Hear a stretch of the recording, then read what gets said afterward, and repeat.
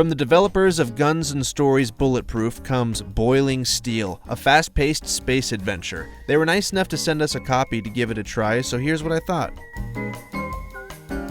When I first saw the trailer for Boiling Steel, at first it reminded me a bit of Robo Recall. Robots have run amok. You are a robot brought in to destroy all the other robots. Of course, Robo Recall is the same plot as Will Smith's I, Robot. So, basically everything is an echo of something else. Man. What matters is the quality of the game, of course, which brings me back to Boiling Steel. One of our main tasks is to find out what kind of device caused this. Boiling Steel takes its time introducing you to the world of the game and its mechanics, weaving story throughout the tutorial. You've had a long flight, and your body is still in hibernation. We need to start the reactor again to attract all robots in the area. Get back! This is not the time to be heroic. Look, I don't want to spoil anything. A big event happens early on that, let's say, changes things for your character. There was a massacre. Everything is very bad, man. And suddenly, the tone goes from lighthearted robot fun My ex-wife is asking for help. to, oh god. You can also hear some pretty horrific screaming.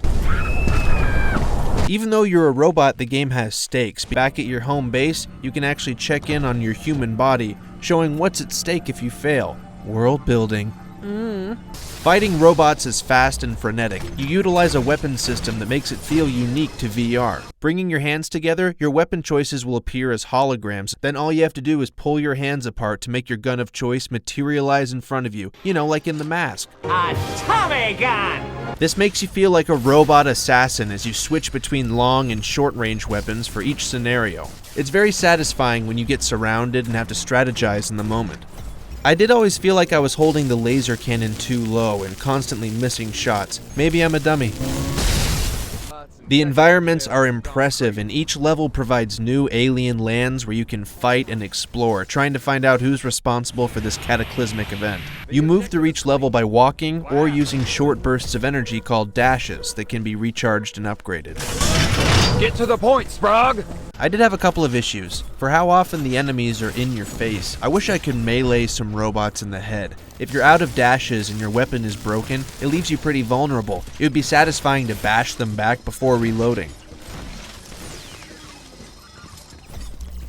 Before each mission, you can choose 2 weapons, short and long range, for your loadout. At your home base, you can upgrade all your weapons and abilities. These menus felt a little overcomplicated, but since you start out fairly weak, I wanted to keep upgrading to get more boosts, health, and abilities.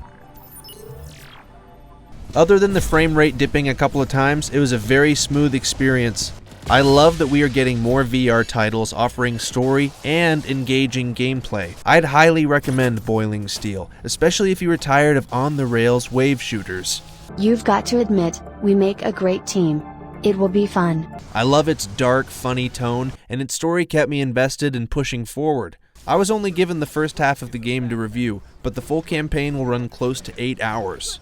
Boiling Steel releases on Steam in early access December 5th. Come on, let's get going.